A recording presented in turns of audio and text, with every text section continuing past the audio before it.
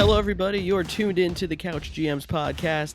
We are Alvin and the Chipmunks, Theodore and Simon. I'm George Kerth along with Tyler Snyder. How's it going? Anybody want a hula hoop? And Cody Roadcap. What is up, everybody? If you want to hear our chipmunk voices, hit the 2X on your podcast. Scrub right through this one at our chipmunk voices. But you want to hear our regular voices of three best friends who love talking football, have some fantasy advice. I'm just going to have a good old time. And if you're wondering what you can expect from listening, you will not hear us sing, so just count yourself lucky for that. But what you will hear is some weekly breakdowns and predictions, some fantasy advice, some bold predictions that we will most likely get wrong, and we're just going to have some fun talking football. And we want you to all get involved in the discussion as well on our social media channels. We are on Facebook, Twitter, and Instagram at the Couch GMs. And we also post our weekly picks on the social media channels. And last week, very interesting, we all tied. A tie is basically a loss in my opinion, but at least we tied with good records. Yes. To quote the great Ricky Bobby, if you ain't first, you're last. But we're all technically first. So we're first.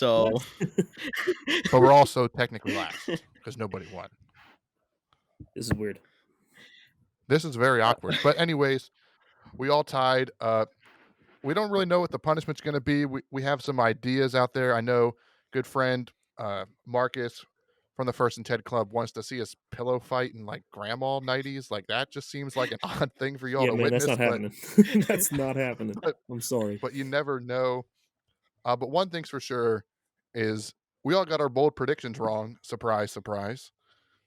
You know, last week I said Fitzpatrick was going to start and throw 4 touchdowns. He didn't even start. Tyler said Dallas was going to have 4 interceptions.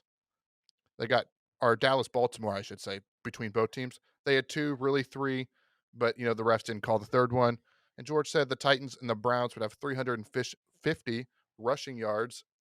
And that wasn't even close because the Browns rolled over the Titans early before that became a lot closer game.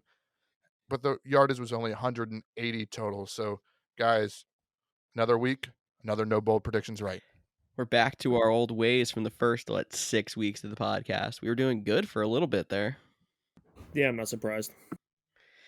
Well, all right, let's move on to this week then. We got some weekly headlines, and the thing I'm most excited about, even though it happened when I didn't expect it, guys, the Steelers finally lost, and to the team without a name.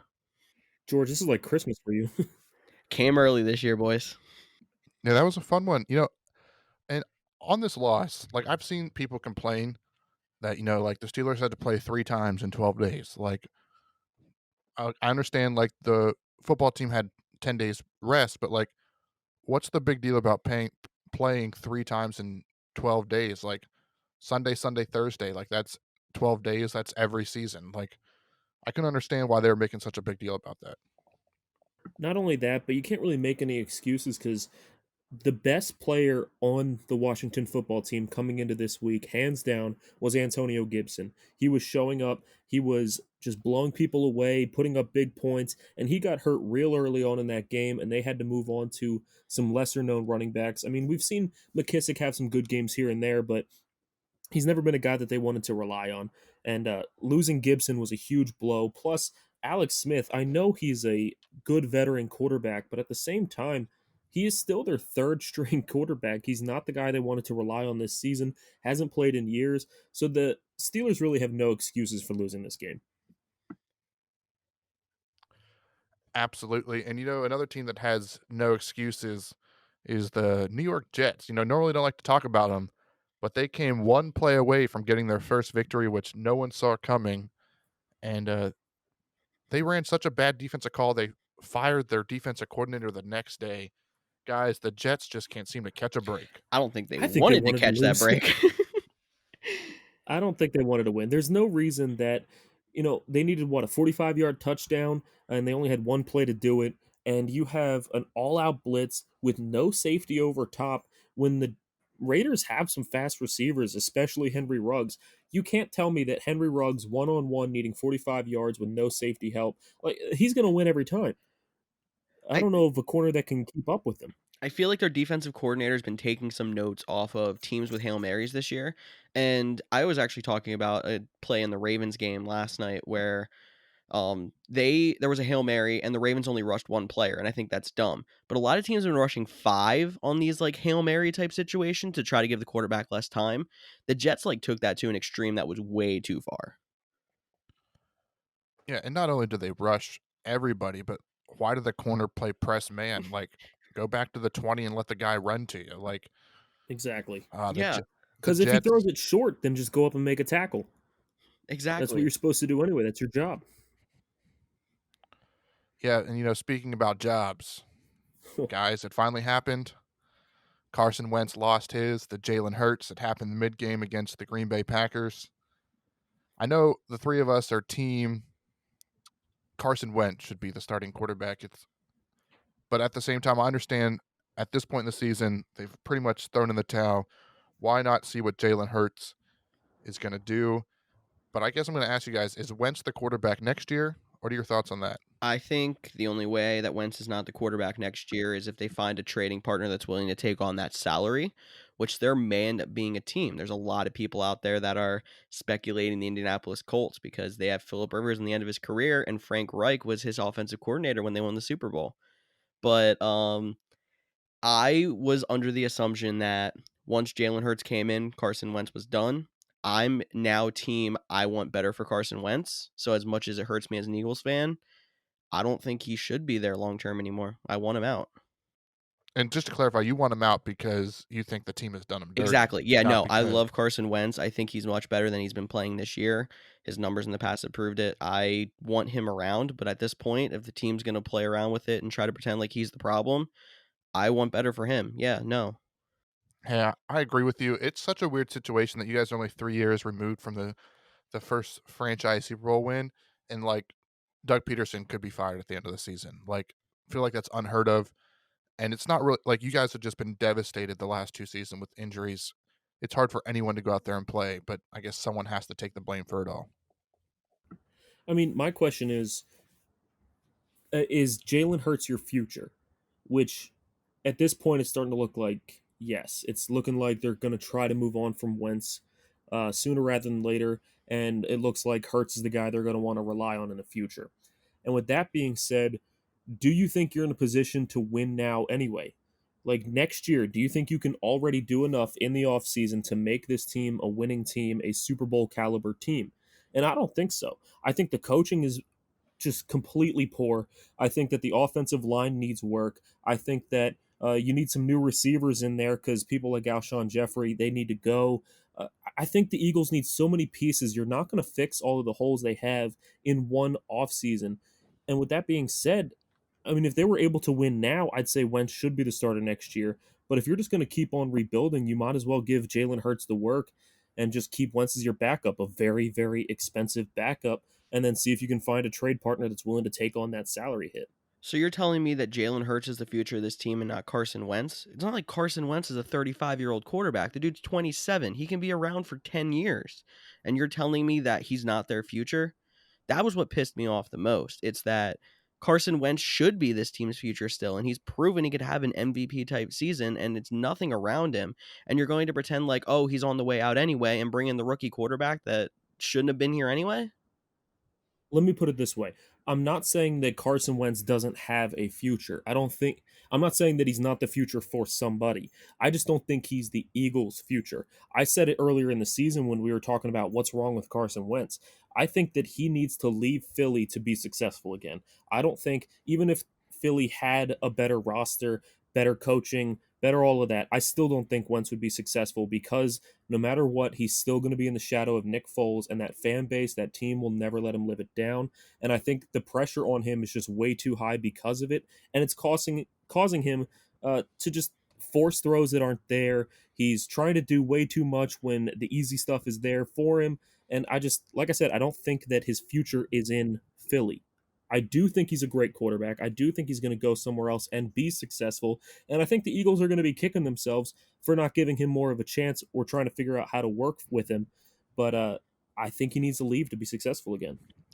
Quarterbacks are not a dime a dozen, and I think Eagles fans should know that when they were playing quarterback carousel after Donovan McNabb for years until Carson Wentz came in. and it sucks that they had to waste a talent like him, and now you're going to have to try to find another franchise quarterback. But we'll talk more about the Wentz Hurts situation when we get into the Eagles game. So why don't we go into talking games this week, our Week 14 predictions. We'll post all our picks after the episode is aired on our social media channels. And we'll start with Thursday night football. We actually have a Thursday night game this week. Thank you, COVID. It is the New England Patriots at the Los Angeles Rams. Guys, where are you going with this game? Well, the Patriots have been playing pretty well of late, coming on strong, but I think and they actually get to stay on the West Coast because they played in LA last week as well, so there's not a lot of travel involved, but I'm still going to take the Rams in this one. It's so hard to pick against the Patriots, but they're just not quite as good as they were. I'm not even going to throw it to Brady not being there, but all their opt outs, all their missing pieces. Just give me the Rams on this one. But how cool is it that we get to have football Monday, Tuesday, Thursday, Sunday? Like, let's just get football every day of the week. I'm totally in for that. I'll sign that waiver. But yeah, I agree with you, Cody. I'm going to go with the Rams in this matchup too. I think the Rams are just the all-around better team. I mean, Jared Goff is starting to look like the Jared Goff we saw a couple years ago. Last year, he had one of the worst seasons he'll probably ever have. But 2 years ago, he looked like a potential MVP candidate. He was playing so well, and I think we're starting to see that Goff again. He has good weapons to throw to. They have. I mean, I understand. I'm frustrated about the running back situation, not knowing who's going to start, but at the same time, they have good running backs they can lean on, and that defense is stout. And they always tell me that defense wins championships. So I think the Rams are the better team. I think that they're going to be a team to watch out for in the playoffs. I think they're a little underrated right now. Uh, Give me the Rams by 10 or more. I don't know about 10 or more. I think we've been kind of sleeping on the Patriots since they had their slump post COVID issue, and they've been better lately, and they're actually in the playoff race in the AFC, which I never saw coming in the middle of the season. But the Rams are a lot like the Bills to me right now. Both of those teams are really good. They're now leading their divisions, and nobody talks about them as serious Super Bowl contenders. And those teams that people sleep on, I feel like, are teams that normally make a lot of noise in the playoffs. So I like the Rams to go pretty deep right now at this point. They have a lot of weapons. They're a pretty all together team. We forget they're 2 years out of the Super Bowl. I'm going to go with the Rams over the Patriots. I don't know about by 10, but they should win this game fairly comfortably. Wait a second. Wasn't there a team last year that was kind of underrated and went into the playoffs? Everyone expected them to lose kind of quickly, and they made some noise. What was that team? Is Oh that yeah, team the playing against the Titans. Jaguars this week? Yes, they are. Yeah, the Tennessee Titans last year, they were a team that everyone thought would be out in the first round, and then they beat the Patriots, and well, it's just because the Patriots are bad. They're not going to do anything against the Ravens, and then, well, look at that. They went on and were leading in Kansas City at halftime, but then just absolutely blew it because Kansas City's too damn good. But I think Tennessee should have a much easier game this week. They looked embarrassed last week against the Browns. They got down big early, and it was painful to watch, let me tell you. But they did come out in the second half firing as a much better team. They came back to within one score. They were an onside kick away from having a chance to take the lead in the fourth quarter. So if they can carry that momentum from the second half into this game, going against a Jags team that just looks absolutely lost, they should be totally fine. Well, I don't know if you can say the Jags look completely lost. Like, they did just take the Vikings to overtime and made a comeback in that game. They played the Packers tough a couple weeks ago. So, like, they're not completely lost, but they're just not very good. And we all know Tennessee owns Jacksonville, or at least Derrick Henry does. Like, he should be like the mayor of that state. You know, no violence would be there. They'd all be There's two afraid of other him. teams in But that stadium, but you're still saying that. He did come okay, grow up in that area, so he is actually a resident of that area. So it's kind of funny. He could be.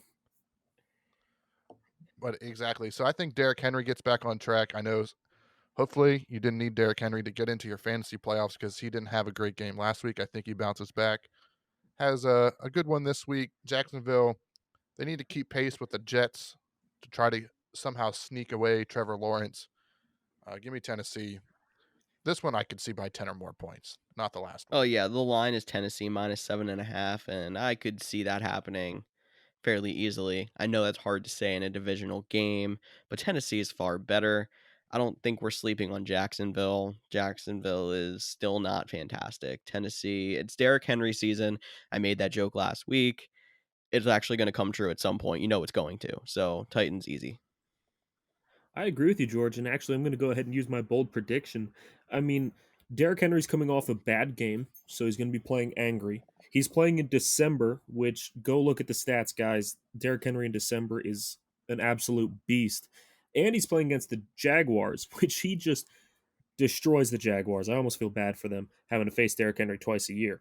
So all those things together, I think it's just setting up for a massive game from Derrick Henry. And I'm going to use my bold prediction and say that Derrick Henry rushes for over 200 yards this game. Hear that, everybody that owns Derrick Henry in fantasy? If you made the fantasy playoffs, he's going to do some good stuff for you this week and probably get you into the semis. That's right. Derrick Henry is going to do some good stuff. Good Good stuff. stuff Good indeed. stuff. But two teams that aren't going to do some good stuff, two teams that are almost painful to watch at this point, that would have to be Dallas Cowboys and Cincinnati Bengals. And that is another 1 o'clock matchup this week. Guys, I don't even want to watch this one. But we still have to pick a winner. So who do you guys have in this game?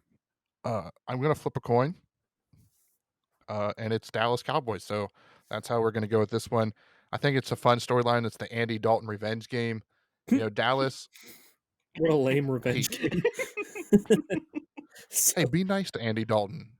He didn't miss 3 field goals last night to keep them out of that game, or I guess 2 nights ago on Tuesday Night Football.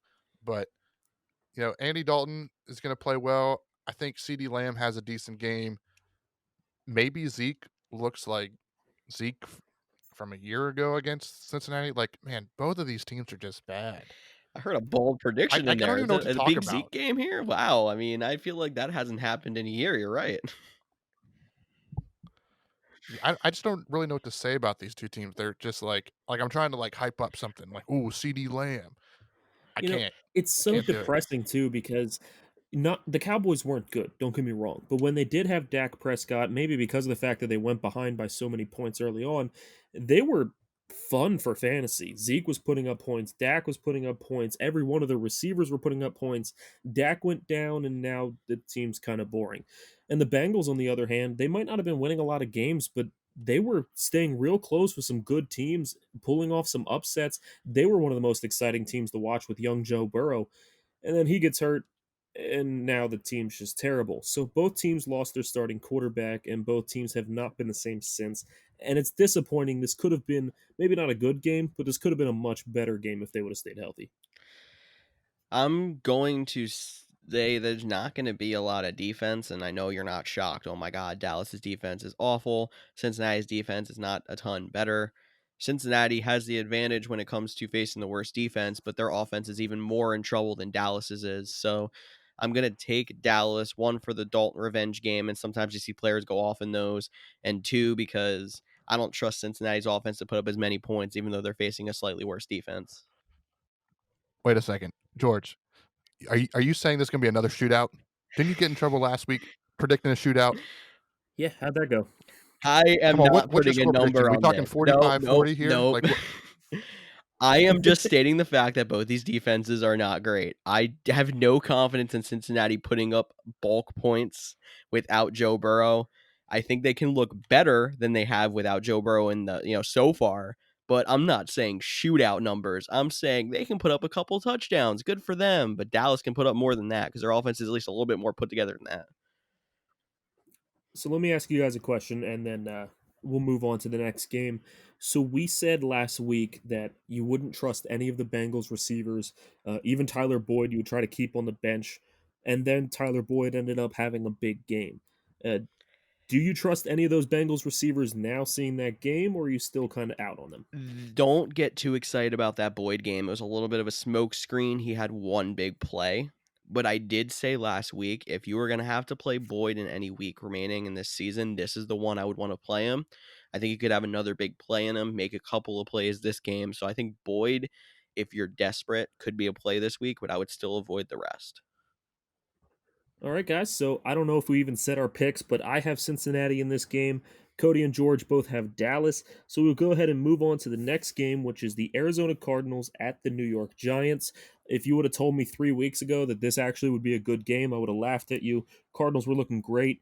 Giants were looking horrible. But, they're both coming back to earth a little bit. Arizona's not looking as good as we had hoped. And New York Giants are starting to win some big games. They just upset the Seattle Seahawks. So, guys, who do you have in this matchup? Do you see another upset from the Giants? Hey, I'll start us off. And I see an upset with the Giants. Giants get another big win. And you know why? Because it's a West Coast team coming to the East Coast at 1 o'clock. Never heard that before. That's crazy. Wow. Well, if you never heard it before, that I don't know why, because this will now be Arizona's 4th trip to the East Coast. And they are 1-2 in their previous 3 matchups, with their only win coming against the Jets. So I think the Giants keep on their win streak. Arizona's only won, was it 1 out of their last 5, and that was the Hail Mary catch. They haven't been playing good. I saw a stat that DeAndre Hopkins is only running 5 yards outs. That's the only routes they're having him run the last 3 weeks. I don't know what that's about. They got to get that man down the field, moving around, get him involved. But Giants defense is good. I think James Bradbury has a good day against DeAndre Hopkins. Their run D, Kenyon Drake, Chase Edmonds don't do much. Kyler Murray is their only hope, which he can be Superman. But I don't think it happens this week. Give me the Giants. I get exactly where you're coming from there, Cody, and for whatever reason, I'm still feeling Arizona in this game. I feel like the Giants on their 4 or 5 game winning streak has to come to an end at some point. They're just not as good as they've been playing. Them beating Seattle was absolutely insane. I did not see that coming at all. And But thoroughly enjoyed. Arizona, their trouble has to break at some point. They're too talented. Kyler Murray's played his 2 worst games of the season the last 2 weeks. I think the last time we saw a quarterback that was looking like that and broke down was Josh Allen early in the season, and then he came back and ended up coming back to the exact way he was playing before. So you're going to see a Kyler Murray breakout game at some point in the next few weeks. And I saw this stat that was apparently Chase Edmonds destroys the Giants. Last time he played him, he had almost 200 yards and 2 touchdowns or something like that. So there's hope there for Arizona, and the Giants I still don't think are that fantastic. So I'm going to take Arizona for that reason. I'm going to go with you, George. I'm going to pick Arizona. But my question is, what happened to Christian Kirk? I understand that Kyler Murray had some of his worst games the last 2 weeks, but DeAndre Hopkins is still getting some points. Now, a few weeks ago, we were seeing Christian Kirk putting up 15 plus every week. He was one of the top targets, especially on the deep balls. And now recently, he's just completely disappeared. Now, I understand you might not want to start this man because how he's looked recently. My question is, Christian Kirk droppable, or should you keep him on your bench and just hope? I'm dropping him. I'm probably dropping I think, him too. especially right now with the fantasy playoffs, only, and this is just broad, only keep guys on your bench that you would actually play. If you're not, if you don't think there's any scenario where you'd actually play them, and Christian Kirk has to be your third, at most your third best receiver. He's probably your 4th or your 5th. Go out there and get a guy that is in a good offense. If somehow Alexander Mattinson's a free agent, go pick him up, because if Dalvin Cook gets hurt, he's the guy. Think ahead. Look at week 15. What defense has a really good matchup? Think about those moves, especially right now in the fantasy playoffs, where you're not worried about depth, you're worried about wins. If you don't trust a guy to play him, get him off your team. He's not worth anything. Oh yeah, I don't see a scenario where you'd want to play Christian Kirk the rest of the way too, so I'd probably drop him. And it's kind of insane that right now their top 2 receivers are DeAndre Hopkins, not shocking, and Dan Arnold. Yep, that's it. Yikes. Dan Arnold, that's why they didn't trade for David Njoku like you thought they might during our trade prediction show. Dan Arnold, I know you're Dan Arnold, listening, and thank you for giving me the tight end in that offense that we've been begging for here, but the offense in general needs to start winning you guys some games, so good luck. speaking of an offense in general that needs to start winning some games, let's talk about the Chicago Bears. And this week they get to face the Houston Texans, whose offense isn't their problem, it's their defense. So who knows what this matchup is going to look like. It's a close one, according to Vegas. Houston 1.5 point favorites. The Bears choked away a victory last week, but Trubisky is set to start again. What are your guys' thoughts on this one? I was super torn on this game, and I think I went with Chicago because I looked at the line and seeing Houston favored, and I was kind of like, "Wow, I'm shocked Houston's favored." And that in my mind think made me think, "Oh, my gut's saying Chicago, so I'm going to go with it." Mitch hasn't been fantastic. He's been better than Nick Foles, at least a little bit, I think. I don't know. They're going to win on defense. They have to, if they're going to win games, they're going to win on defense. And the only way that you have to beat Houston by slowing down their offense because Watson can still be a superhero despite their team being rough. So I think they can slow down Watson enough to win this game. You know, this is, I think, the hardest game to choose out of all the games this week. I'll go out and say that. I was really torn between this one as well. I could flip a coin and be happy with whoever I get. Um, but I think I'm actually going to stick with the Chicago Bears with George on this one. I like Houston's offense. I really do. I think that they can put up big points when they need to, even without Will Fuller, even without Kenny Stills, even if David Johnson's not hurt. They can still put up points when they need to because they have Deshaun Watson. He's that good. But like you said, that defense is suspect. It is not good. So Chicago isn't the best on offense, but I think they have enough weapons that they can get it done. I think that David Montgomery is going to have a huge game against Houston, and I think he might just put the team on his back and win it for him. And Chicago's defense, if they actually play a full 4 quarters, sometimes they give up mid-game, and you can tell they gave up because it gets sad. But if Chicago plays a full 4 quarters and that offense is able to get enough out of David Montgomery, I think the Bears win this one. David Montgomery's been so good the last few weeks too, and I think owners that were trading for him, hoping he would break out, are finally loving what they're seeing, and he still might be that guy that leads people to fantasy championships that was kind of under the radar. Oh, absolutely. If you guys have been listening to the podcast for a while now, which I know everybody is an avid listener and listens every single week, then you know that we said go out and get David Montgomery closer to the trade deadline because his playoff schedule is great. He plays against so many bad run defenses, and now he's honestly doing really well before we even get to the fantasy playoffs. So, guys, after David Montgomery just had a game against Green Bay, the 30th ranked run defense, and Detroit, the 32nd ranked run defense. Now, Houston is the 31st ranked run defense. Then he's got Minnesota, which is the 16th, the Jaguars in the fantasy championship, which is the 28th ranked defense. And if you guys have a league that goes into week 17, which some of you out there do, they get to play Green Bay again, which he put up 24 points against them the first time. So if you have David Montgomery, you can play him every single week of the fantasy playoffs and be real happy, feel real confident. Yeah, I don't hate what you all are saying. I really don't. I think David Montgomery could, put this team on their back. But at the end of the day, I don't trust Trubisky at all. We saw him at the fumble on a third down where they only needed a first down to pretty much win the game, and he fumbled the ball. And I'm a huge Deshaun Watson fan, so the line's close. I'm going to go with Houston. I'm going to be a little bit different here. The one thing I do want to watch out, though, for this game and could completely ruin it all is weather. Right now, it's supposed to be just cold and cloudy on Sunday, but there is, a rainstorm around it. So, weather changes every day. It could be pushed back and move forward. If this game is in the rain, it ain't good for Houston because then David Montgomery will have an even bigger day. So, speaking of running backs that could have big days, why don't we move on to our next matchup with the Denver Broncos at the Carolina Panthers? And just in time for the fantasy playoffs, we could see the number one overall pick in most fantasy drafts coming back. That's Christian McCaffrey. But there is a little bit of a question mark with him being limited in practice with a quad injury. Do you guys see him playing, and do you play him with confidence in a fantasy playoff game here this week? Well, if you got to the playoffs without McCaffrey, congratulations, because that's a tough feat to lose the number one pick. But yeah, we saw him come off injury that one game before he hurt his shoulder, and I think he put up like 30 some fantasy points in half And won PPR. me a bold prediction. So and won you a bold prediction. So hey, if you win a bold prediction, you get to start in fantasy lineups with 100% confidence. So I'm starting McCaffrey.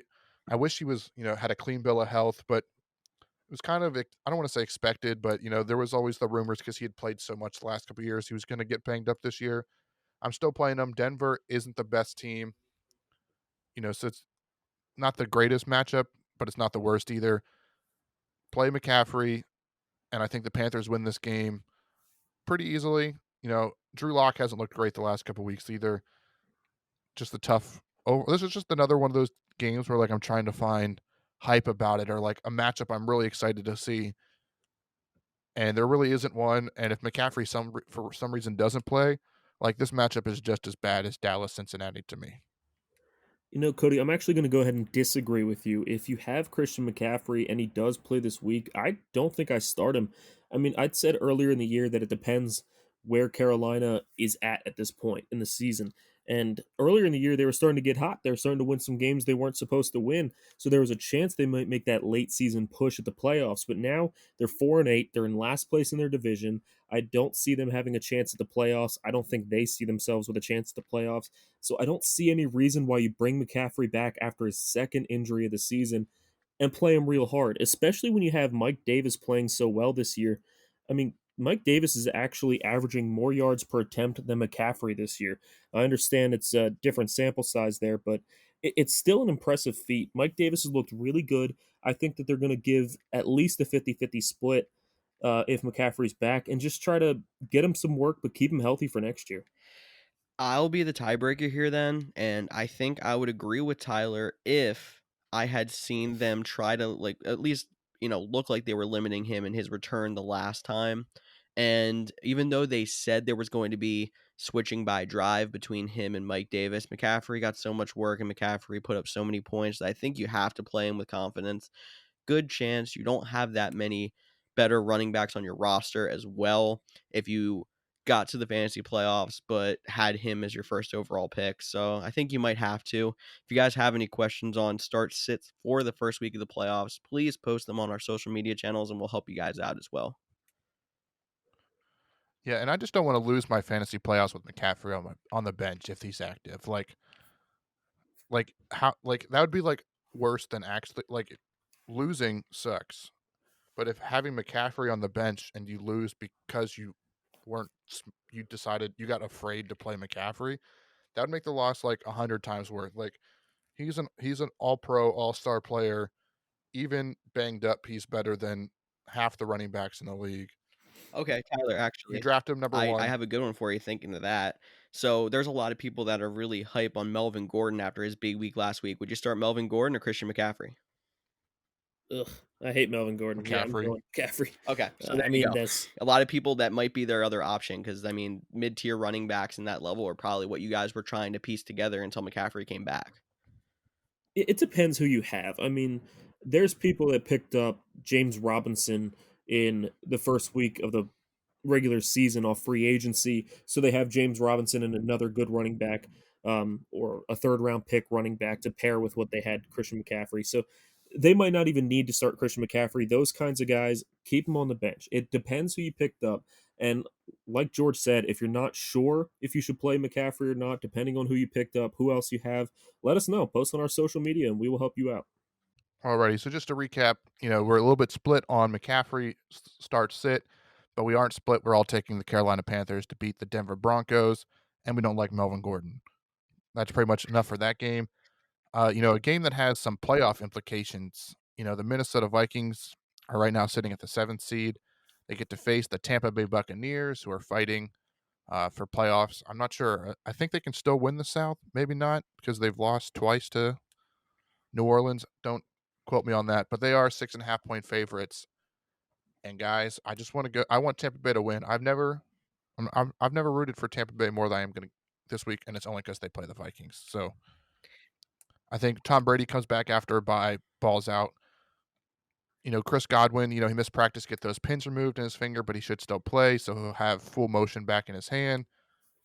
I am interested though, and I'll get your guys' opinion on this one. We had a bye week. Guys like Leonard Fournette and Antonio Brown, like to me, just like with I can't remember who we mentioned earlier, but Christian Kirk, guys that like we don't ever think we're going to start. So cut them, get guys going forward. But does the bye week to see if they put any different packages in for those two? Are they in the same boat as Christian Kirk, or you just cutting them outright? Who cares? Not going to roll with them. Well, let me start off by saying that the Tampa Bay Buccaneers do have a chance to win their division, but they would need to win out and they need the Saints to lose out. So it's pretty much decided New Orleans will win the division. Um, but moving on to your next question, I think that guys like Leonard Fournette, you should stash on your bench. I mean, if we're being real, there's not a lot of running backs on free agency that are that much of an upgrade. If you could snag a guy like J.D. McKissick in case Gibson is out, then go ahead and do it. But Leonard Fournette is a guy that I've seen the Bucks try to find a way to use all season long. He has disappointed. Ronald Jones has not. Ronald Jones has looked good, so I think the Bucks would be smart to keep rolling with him. But I don't think the Bucks went out and got Leonard Fournette just to keep him on the bench and look pretty. I think that they want to use him. They're going to try to find ways to scheme it up. And I'm just waiting for that minor Ronald Jones injury so they can finally be like, okay, he's our guy. We're going with Fournette. So I would keep stashing him on my bench. Oh yeah, and I mean especially when you're talking about running backs, but I feel like the receivers on this team can almost fall in the same category. We're talking about handcuffs when it comes to the fantasy playoffs. If you're a Ronald Jones owner, you can get Leonard Fournette on free agency if for some reason someone dropped him, do it. If you don't have really that good of a bench and you want to stash a Leonard Fournette in case he happens to be a starter because of that minor injury, yeah, do it. But the receivers are almost the same way. I feel like there's a lot of, balls to go around, but there's so many weapons. Like Mike Evans is probably a start, but like Godwin, who we talked about, is going to be a sketchy play. Antonio Brown might even be a sketchy play. Rob Gronkowski, you're probably playing because the tight end position's weak. But if one or two of those guys go down, the rest of whoever's left is going to get a big uptick in targets and points. So like you're almost talking handcuff at that point. Gotcha. I think that's some good points there. But switching to the other side with the Minnesota Vikings, the Tampa Bay Buccaneers have a pretty good run defense, not the best pass defense. Dalvin Cook, you know, he's looked good all season. Are you worried at all with his going up against this good run defense? Or I mean, obviously, we're starting Cook. Like I'm not saying bench Cook. That'd be dumb. If you bench Cook, you deserve to lose. Okay, I said it.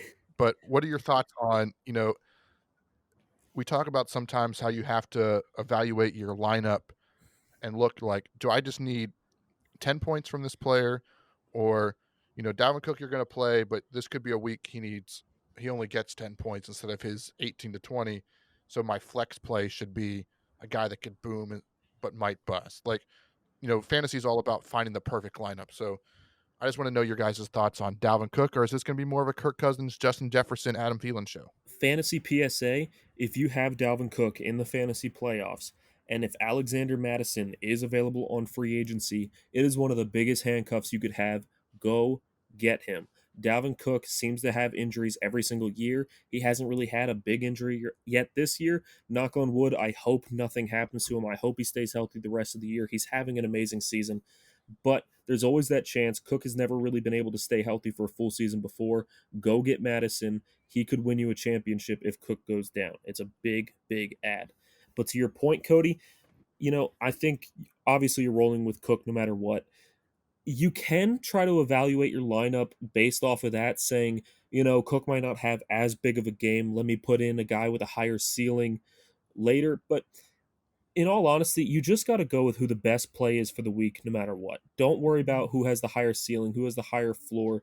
You just got to go with who has the you know, better matchup, better projections. You need to just pick the best lineup no matter what. Try not to overthink your lineup because once you start overthinking it, that's when you start making mistakes. That's when you look at your team Sunday night and go, why didn't I play him? My gut told me to play this guy. Why didn't I play him? This guy's been so good for me. Why is he on my bench? Don't overthink it. Stick with your best lineup. Stick with what got you to the playoffs in the first place. Alrighty. Well, that's enough for that matchup. So let's move on to my favorite matchup of the 1 o'clock games. Maybe my favorite matchup of the whole week, but the Kansas City Chiefs at the Miami Dolphins. Now, I don't think the Chiefs are going to lose this game at all. I think they're going to win this game. But I'm very excited to see this defense and how they handle the Kansas City Chiefs' explosive offense.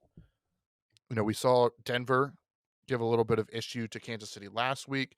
We saw Miami slow down Seattle and DK Metcalf and Tyler Lockett. I'm excited to see how they play the Chiefs this week. I'm still going to pick Kansas City, but I think this one's going to be a fun matchup. No, yeah, Cody. I think Kansas City's got this one pretty easy, but Miami is in a very interesting situation where, yeah, sure, they're going to be in a playoff race, but this is a good gauge to see how far they are into building into a true contender. Tua playing, he can see how much he can keep up with Patrick Mahomes. I don't think he can enough to win this game, but Kansas City does have a little bit of a challenge too. Miami's got that very sneaky good defense, and their defense might be good enough to be in the play, be a playoff team defense, but their offense is still a little bit of a question mark with the rookie quarterback and a lot of young pieces building. So it might not be KC as much as easy as you would expect, but KC should have the game with a win. Yeah, George, I agree with you. I think that it's going to be a good game. I think it's going to be a close game. I do pick Kansas City to win in this one. Um, but I just got to say, I feel really bad for the Dolphins because they're putting together a great season and they are an honest, legit playoff contender right now. And yet, you hear about these teams that have cakewalk schedules to end their season. The Dolphins, they have the Chiefs this week, which we always know is a very tough game. Not a lot of teams are good enough to beat the Much Chiefs. of the Raiders. After that, they got the oh yeah, unless you're the Raiders. After that, they got the Patriots, which, like we said, they can always be tough. They have Bill Belichick; he knows how to scheme against certain teams. The week after that, they have the Raiders, which are another fringe playoff team. That could be a battle to see who gets that final wild card spot. And then they end their season week 17 against the Buffalo Bills, who, George, they were your Super Bowl favorite to start the year. It's such a tough schedule. I hope that the Dolphins can squeak out some victories against those teams. Beating a team like the Chiefs would be a great start and really open people's eyes. But I think that this schedule might end up having them fall out of the playoffs. As much as I'd hate to see it because they've been a fun story all season, I tend to agree with you on that one, Tyler, of that their schedule just doesn't favor them for a late playoff push. But you mentioned the Raiders as another team fighting for the playoffs, so let's just move on to them, move on to our 4 o'clock games. They got the Indianapolis Colts. They're coming off that close win we talked about at the top against the Jets. Josh Jacobs still doesn't look like he's going to play. Looks like he's going to miss another week. So I'm going to take Indianapolis in this one. Just a gut feeling. It could. The Raiders seem to show up some weeks and don't show up some weeks. So if they come out and blow out the not blow out, but come out and beat the Colts, wouldn't be surprised. But I'm going to roll with Indy, and I want to get your guys' opinion on this game. And also, Devin Booker, not Devin Booker, he's the basketball player. Booker was the hot ticket item last week in waiver wires, and he put up kind of a dud against the Jets, but he had the volume. So, fantasy playoffs are tough. You want to make sure you get that best lineup. What are your thoughts on Devontae Booker if Jacobs doesn't go? I think Booker's a better play this week. The Jets have been able to stop the run a little bit this season. They've been a little underrated on that front. Not great. They're not one of the best teams, but uh, they are a team that can slow down the run. And I think the Raiders as a whole just looked lost against the Jets. I don't know what happened. The Jets shouldn't have even been in that game. Honestly, the Raiders as a whole, I don't understand them. They beat the Chiefs. They're sitting in a playoff spot. They're beating the teams that they're not supposed to beat, and we're looking at them like they could be an actual really good team. And then they go ahead and get blown out by the Falcons. And then they almost lose to the Jets. They would have lost to the Jets if the Jets had a half decent defensive coordinator. So I don't know what to expect of the Raiders. And with that being said, I think that there's a chance that the Colts could go up big early because the Raiders are so lost right now. And if they go up big, the Raiders are going to have to pretty much abandon the run. So with that being said, I don't know how I feel about Booker. I think it's an easier matchup for him. I think he'll get some volume early on, but he might be abandoned in the second half. If you can, in your fantasy playoffs, avoid Devontae Booker, I think I would. I know Cody and I were actually talking about Devontae Booker off the podcast here, and we were kind of like, workload could be there. You kind of just need him to get you a touchdown. I hate to play guys who are touchdown dependent, but he might have a better shot to score a touchdown than some other running backs out there, even like a Leonard Fournette or possibly a Ronald Jones. I don't know. That's a tough one. But I mean, if you're in a situation where you're desperate or you're a Josh Jacobs owner and you handcuffed him and you need it, you might want to play him. I just don't love it. I think Devin Booker might be able to hit a 3 on these guys, but I don't know if Devontae Booker can score a touchdown. Well done, George. That was the best joke you've ever made in our podcast's history. It's not saying a That's lot. gonna go in the Hall of Fame of records. All right, All guys. right, yeah. Let's go ahead and move on to our next game. So we have the New York Jets, who almost pulled off a surprising victory, going against the Seattle Seahawks, who surprisingly lost. Do you guys give the Jets any chance to pull off a surprising victory this week, or do you think the Seahawks bounce back and hang 150 points on the Jets? I'm gonna stick with our routine against the Jets. The Jets suck. Seattle's gonna win this game. Enough said. 150 points? What? It's possible. Not a bold prediction. It's mildly bold, but it's possible. I'm picking Seattle. The Jets suck. I'm with Cody. And the Jets do suck. That is absolutely right. A team that does not suck, Cody, would be the Green Bay Packers. And they are going up against a Absolutely. team. Even though you did call them trash I did call them like 2 trash. weeks ago. I like to get you hype. I like to see what you do. But yeah, we got the Green I Bay didn't like Packers that. at the Detroit Lions. They're both trash, so we'll see how this game goes. Green Bay is 7.5-point favorites. Not sure how with them being such trash, but I will go with them in this matchup. I'm going to pick the Packers. I don't see the Lions really having any chance. I think Galladay might be back this week. He's finally starting to practice a little bit. He's starting to look like he's coming closer. So hopefully he gets back soon. Hopefully Swift can play too to make this an interesting game. Whatever running back plays against the Green Bay Packers, start them because their run defense is trash, legitimately. So start whatever Lions running back is available. But yeah, I'm going to go with Green Bay to win the game. I want to mention, yes, you definitely want to start whatever running back is starting against the Packers, but wide receivers, if you're in a fantasy playoff situation and you've been riding Marvin Jones, which some people have, he's had some good weeks without Galladay. If Marvin Jones is the number one receiver and Galladay's out, avoid him this week because the Packers do not do any favors to number one receivers. If Galladay's back, you might be able to play Marvin Jones a little bit because I expect Galladay to not have a great game. Jair Alexander has been absolutely shut down against the number one receiver and the other team. But even that being said, no matter what happens, I'm taking Green Bay. They're a much better team than Detroit. Yeah, I agree. I don't really see too many ways outside of its divisional, and sometimes those games get crazy that Detroit finds a way to beat Green Bay. I don't think the running backs will play too much of a factor. I think Green Bay will get out to an early lead and they won't be able to keep up. Galladay was a DNP on Wednesday, so he's not trending in the right direction quite yet.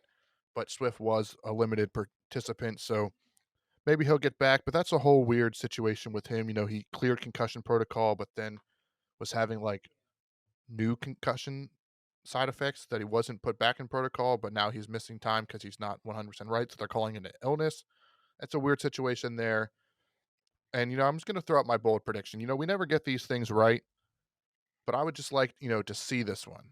And I would love to see Aaron Rodgers catch his first pass. He went for 400 touchdown passes last week. He's going to catch his first one this week. Aaron Rodgers catches a pass from either Robert Tonyan or Devontae Adams, and it's going to be glorious. Would those be the two guys that would actually throw the ball? I know the Packers don't do this a lot, and some teams like Jarvis Landry on the Browns likes to throw passes, and he was that guy. Are those the two that are most likely to throw it? Yeah, Robert Tonyan played quarterback in college or high school, and if you remember back to the Pro Bowl last year, Devontae Adams did throw a pass to one Kenny Galladay. So, you know, had a little magic to the other team. Let's see it for this week against that team. So that probably didn't make a lot of sense because I just stumbled through that, so I apologize. But again, Devontae Adams to Aaron Rodgers sounds just as good as Aaron Rodgers to Devontae Adams. So that's what I want to see. Maybe this then week. you'll see see Aaron Rodgers proposing to Devontae Adams. I know it was the other way around last week in their touchdown celebration. So He wasn't proposing. It looked like he was. Okay, I guess he kind Yeah, of okay. want to play defensive. Well, why don't we move on then to another game here? We got the Atlanta Falcons traveling out west to the Los Angeles Chargers. The Chargers were absolutely embarrassed last week by the Patriots. Could not put up a single point. Got blown out by 45. You don't see many more one-sided games in the NFL than that. Yet some of us think they're going to bounce back this week. What are we thinking? I'm thinking they bounce back. I don't know what it is. I just feel like I never pick Atlanta, and then Tyler's going to come on and be like, I don't know why you guys always don't pick Atlanta. Well, I'm not picking them this week. I'm picking the Chargers. There's a lot of rumors going around that Anthony Lynn is on the hot seat. I think, he had some suspect play calling. The team has lost a lot of close games this year, but I truly believe that the players really love Anthony Lynn. I think they're going to, rally around him, prove that they still want him there, and the Chargers bounce back and beat the Falcons. I think you see a lot of times where there could be a team that's not as bad as, like, say, the Jets, have an awful just showing. They come out there, don't score a point, get blown out. And then the next week they come back and look like a completely different team. And I have confidence that the Chargers will do that. So I'm going to go with Cody, picking the Chargers. Falcons still aren't fantastic. Tyler, go ahead and pick the Falcons if you would like and tell us why they are better than we say. I don't know why you guys never picked the Falcons. They're honestly pretty good. They got a good offense. They were really tough last week against the Saints in that game that was supposed to be a blowout. It was surprising that it didn't end with both teams over 40. I mean, crazy. But it really was a close game. Atlanta was in it the whole time. And yet the Chargers got destroyed by a team we're saying is not good. Atlanta did well against a team that we are saying is good, and we're both picking the Chargers. I don't see that kind of logic there. I think this one could be a higher scoring game than the Saints game was. Surprise, surprise. But I'm going to go with Atlanta in this matchup. I think they have the better team right now. The Chargers, I think Justin Herbert is still having some rookie issues that he's going to have to work out. He should be fine in the future. I would even start him in fantasy this week. He looks good. But yeah, I'm going to go with the Falcons in this one, guys. So I know it's Can I, shocking, but yeah, we're not surprised, but can I give a hot take? Just like a full on hot take. Yes, it better be I don't even know steaming. why of I'm asking course. Chris. I'm just gonna hit it. Drop Todd Gurley. Drop him completely. Wow. Drop Todd Gurley. Let someone else in your fantasy playoffs pick him up and implode on their team. Drop Todd Gurley. Yikes. I disagree. I wouldn't drop him. I would keep him on your team. If you have some other options to start, go for it. But wow, yeah, hot take. Yeah, I have to say I would stash him on the bench too. I'm not confident in playing him at least this week, but I feel like there's a chance he comes out and puts some stats up in the next two if you see him coming back healthy. I don't know. That's bold. That's too bold for me. We'll leave that one up for debate later, I guess, and after this week when we see what happens. Let's move on to my Philadelphia Eagles. I don't want to talk about it. They're hosting the New Orleans Saints, and just go ahead and talk a little bit while I gather my thoughts here. I don't know what to say. Okay, this is going to sound familiar from earlier in the show, but Eagles suck. I'm going New Orleans. That's all. Come on, there's got to be something you could talk about. No, the Eagles are bad. They're pretty much thrown in the season. We talked about it with them starting Jalen Hurts. I'm interested to see Jalen Hurts play against Taysom Hill. Two running or not running backs, but some people might think they are. Maybe that was like a unintentional, but a truth slip up there.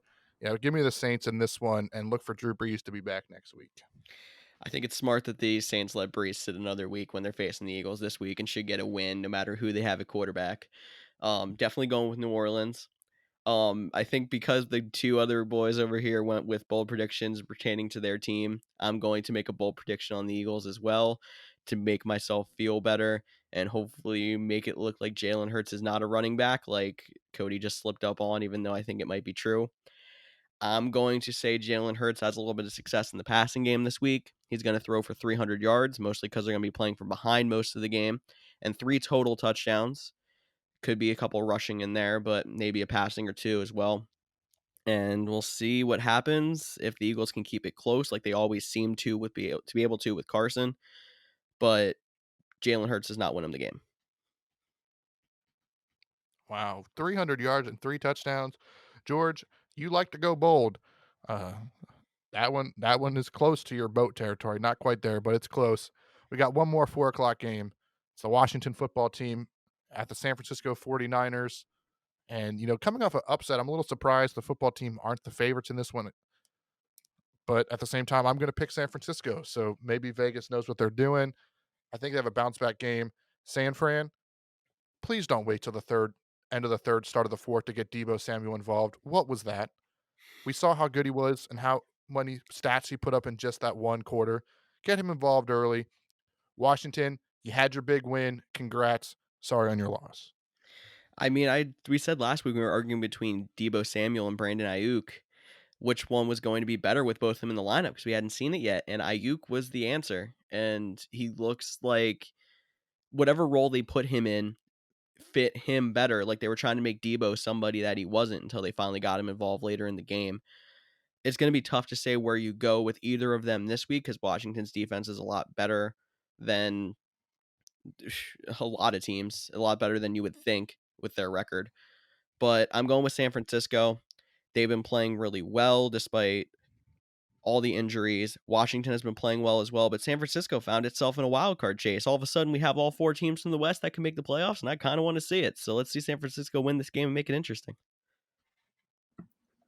You know, the most annoying thing about it is I have no idea how you pronounce his last name. I've heard Ayuk, I've heard Ayuk, I've even heard this week they were saying Brandon Ayuk, and they were really emphasizing the I. I don't understand it. I don't know which one it is. Uh, but I'm actually going to go with the other team. I'm going to pick Washington. I think they're going to stay hot after their big win this past week. And I really don't think San Francisco is all that great. I've seen Nick Mullins make some great throws. I really like him a lot. But at the same time, when he's under pressure, he struggles. He makes some bad decisions under pressure. And if anybody has the players to create pressure on the quarterback, it would be Washington. Their front seven is amazing. They are amazing at blitzing the quarterback. They can get in Mullins' face, create some turnovers. And because of that reason, I'm going to go with Washington to win this game. The NFC least is not looking so least anymore. They're starting to look better. Well, not the Better, Eagles. yeah, I was going to say, or the Cowboys. It's really just the Giants and the football team. You know, the Giant football team. They look great. Yeah. From But 0 teams to 2 teams, it's still an upgrade. that's true. That's true. You know, but speaking of the football team, they upset the Pittsburgh Steelers, and the Steelers get rewarded for their upset with not hosting, but being featured at the Sunday night game at the Buffalo Bills, who beat the 49ers. So good game right there. You know, George, we know you hate the Steelers. So just tell us why Buffalo was going to win this game, besides the fact you picked it last week. Yeah, if you guys didn't know, I picked the Steelers schedule the rest of the way in advance. So I picked Buffalo to win this game. I also have the Steelers losing to the Colts and the Browns the rest of the way out here.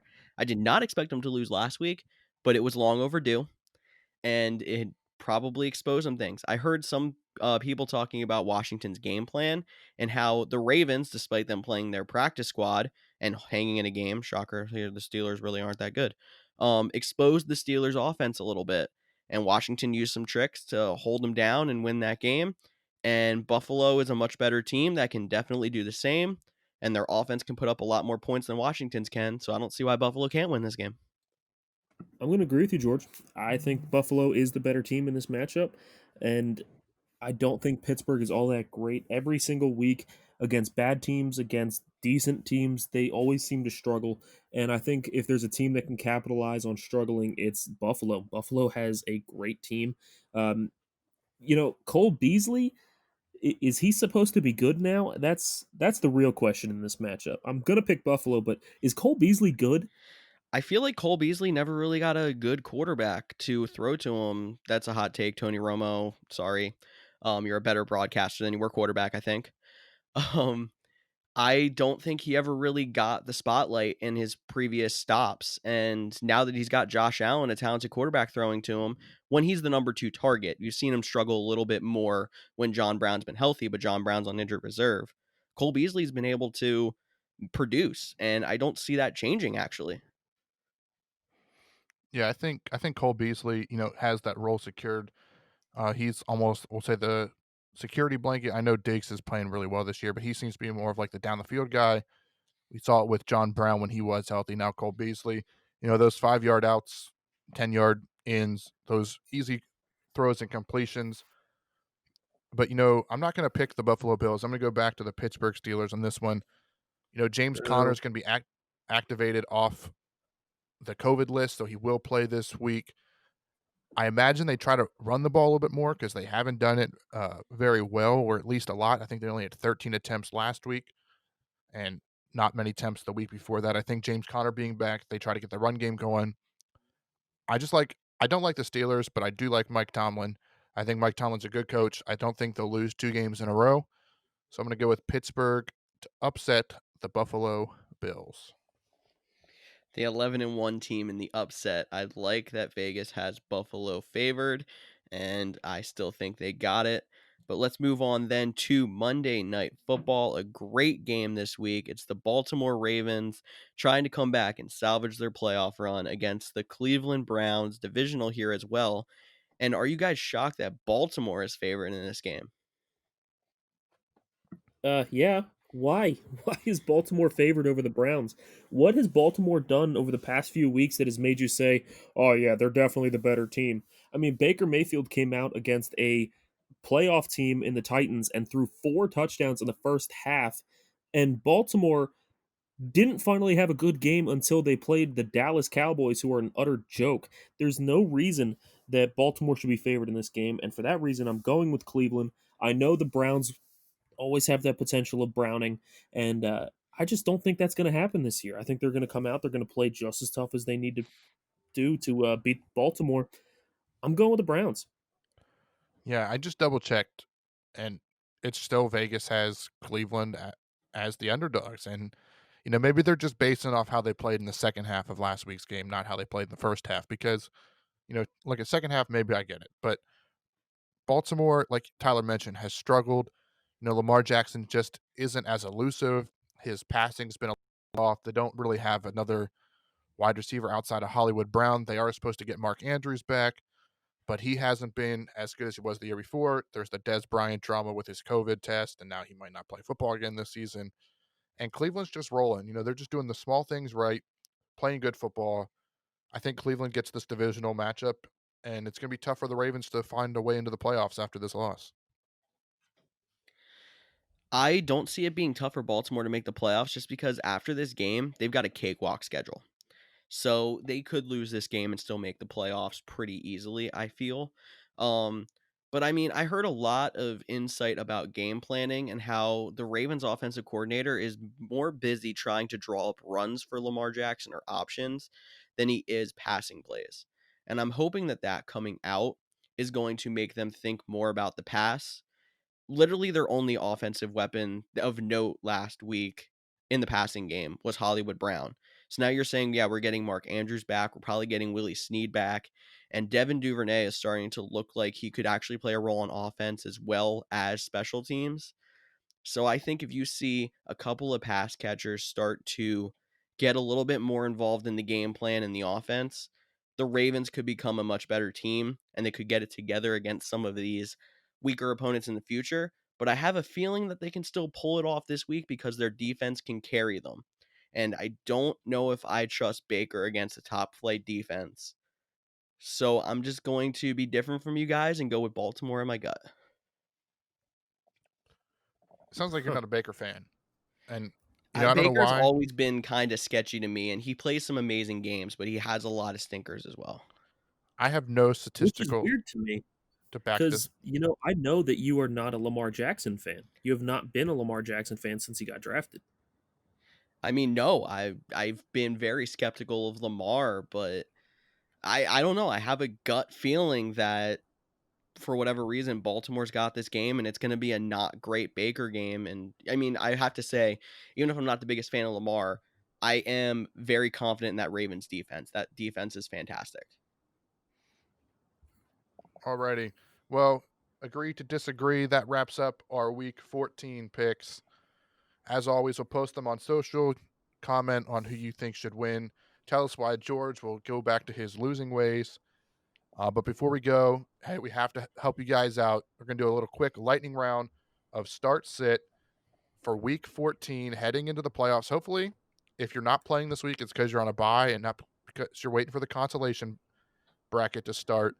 And I'm going to kick it off with my start of the week, and it's T.Y. Hilton. Now, surprisingly, you're like, T.Y. Hilton, that's a guy that most people have. He's been dropped in a lot of leagues because he had a pretty rough start of the season. The last 2 weeks, he's played really well. Plus, the matchup is favorable. He seemed to come in on strong with Phillip Rivers finally. And he has another good matchup in week 15. So 2 for the price of 1 with T.Y. Hilton. I'm going to go with Corey Davis of the Tennessee Titans, and that is not just a homer pick. Now, as much as I believe that Derrick Henry is going to have a huge game, I do know that every team looks at the Titans and say the first thing we need to stop is the run. So the defense is going to be focused on Derrick Henry, and if they're going to focus on the pass at all, they're always going to look at A.J. Brown because he's such a dynamic receiver, and that leaves Corey Davis on lighter coverage. Now, this year, Corey Davis is having the best season of his entire career. He has over 800 yards already on the season, is coming off a game where he had over 180 yards. I think that Corey Davis is going to have yet another big game. Start him with confidence. Go with Corey Davis. I'm going to go with a quarterback, and is a guy who you probably started most of the year, but you might be a little bit concerned about after last week's performance, and that's Justin Herbert. Herbert put up about 5 points last week in that shutout, and I think the Chargers offense bounces back big, and Herbert's going to go back to his scoring 20-point-a-week weeks. So Herbert can lead you with confidence in the first week of the fantasy playoffs and get your team a win. Alrighty, flipping over to the sit side. I'm going to go with Logan Thomas. He had a big game against the Pittsburgh Steelers when the football team upset them. And guys, this is not the time to chase points. San Francisco is number 1 against tight ends. Logan Thomas, although Virginia Tech quarterback, love the guy. Not going to play him this week in my fantasy playoffs, and you shouldn't either. I'm going to go with Damian Harris, the running back for the New England Patriots. I have been one of the biggest advocates of Damian Harris this year. I really like the guy. I think he has so much talent. But Sony Michel is back. The Patriots, for some reason, like to use 10 different running backs during a game. So Michel is eating into Damian Harris's touches. At the same time, when they get down to the 1-yard line, most teams like to pound it in with their running back, not the Patriots. They would rather have Cam Newton jump over that line. So he is stealing a lot of the rushing touchdowns. For that reason, Harris is not a guy that you can just rely on. So if you're in the fantasy playoffs, you need a running back to start. Try not to use Damian Harris. I'm going to take a second to talk about Steelers wide receivers, and the one I think you should sit is Chase Claypool. I know the Steelers seem to be kind of showing that they want Claypool to be that number 1 receiver. I saw a couple goal line sets last week where there's only one receiver on the field, and that receiver's Claypool, and it just doesn't seem to be working out for him. I feel like he's actually the number 3 in the pecking order when it comes from a fantasy perspective. He got Deontay Johnson at the top, Juju Smith-Schuster after him, and then Chase Claypool. So when you're talking about who could be a third receiver in a pecking order against a tough Buffalo defense, I am sitting Chase Claypool this week. Alrighty, those are our sits and starts for week 14. As always, guys, feel free, reach out to us if you need any help with your advice on the players you got. But just thanks for listening. Follow us, like us, personal socials, Couch GM socials, subscribe to the podcast. Please like, comment, and leave a review. And guys, please get involved. Don't just yell at your TV, yell at us. Don't just look at your fantasy team and say, why didn't I start this guy? Yell at us and say, why didn't George tell me to start this guy? It's his fault. Get involved. Let us know who you would pick. Let us know who you like. It's more fun for us and more fun for you with this podcast if you get involved. Thank you again for tuning into the Couch GMs podcast. For Tyler Snyder and Cody Roadcap, I'm George Kerth, and we'll talk to you all next week. Boom!